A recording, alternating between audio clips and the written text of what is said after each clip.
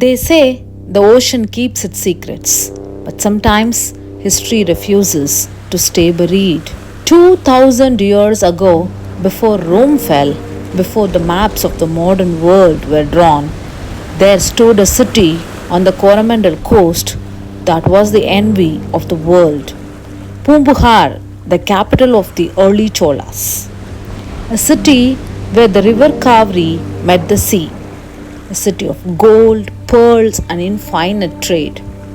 But the heartbeat of the city wasn't just its wealth, it was a festival.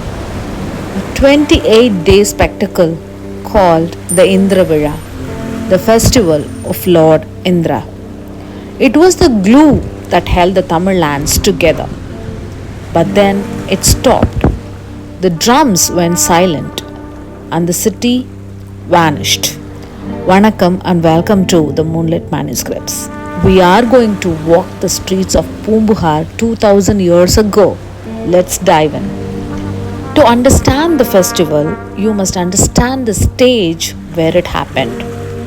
The epic Silappathikaram describes Poompuhar as two cities in one. First, there was Maruvurpakkam, the coastal town. This was the chaotic, vibrant lungs of the empire. Here, Yavanas, Greeks and Romans mingled with Tamil merchants. It was loud, sleepless, and immensely rich.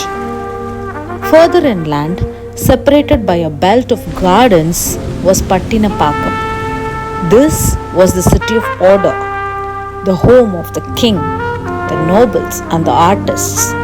Wide streets, planned architecture, stark contrast to the port. And right in the middle, famously known as the Nalangadi, was the great day market. This is where the magic began, because the Indra Vizha wasn't just a party, it was a state mandate. Why Indra? Today we see Indra as a mythological figure. But those days, Indra was the CEO of survival. He was the god of rain and thunder. The Chola Empire thrived on the Kaveri Delta. If the rains failed, the empire fell. The Indra Vizha was a diplomatic mission to the heavens. We give you a festival, you give us water. That was the agreement. The festival always began in the month of Chittirai, April, May. It started with the hoisting of the flag bearing the holy Airavata, Indra's white elephant. Once that flag went up, the city transformed. The epic Manimekalai gives us the itinerary. It began at the Vajrakotam, the temple of the thunderbolt. The great drum, the Murasu, was bathed in holy water and placed on an elephant.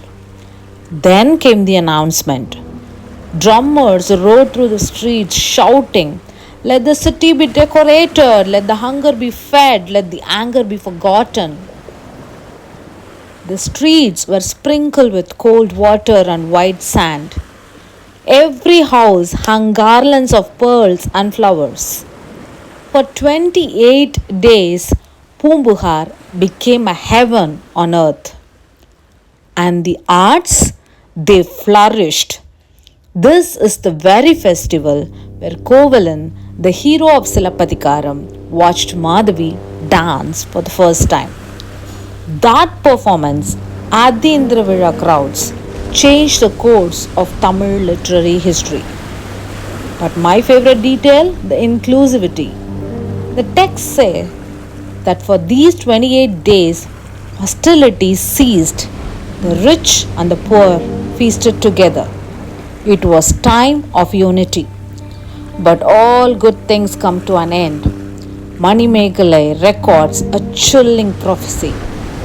The guardian deity of the city warned, if you ever fail to celebrate the Indra Vizha, the sea goddess Manimekalai will swallow your city.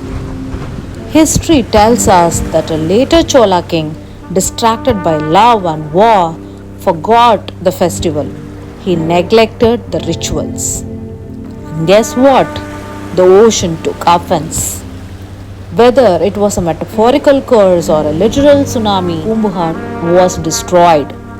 The Atlantis of the East was dragged into the depths. The drums silenced, the dancers gone, the Indra Vizha became a memory preserved only in the palm leaves of the poets. Today, if you visit Poompuhar in Nagapattinam district, you will see a humble town. The golden spires are gone.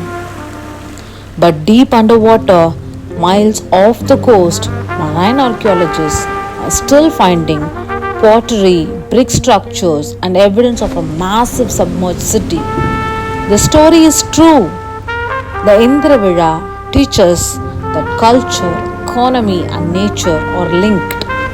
When we celebrate nature, we thrive. When we ignore, we fall. We have only scratched the surface of Tamil history. There are thousands of stories waiting to be visualized. Which other lost Tamil treasure should we uncover next? Tell me in the comments. Until then, Nandri.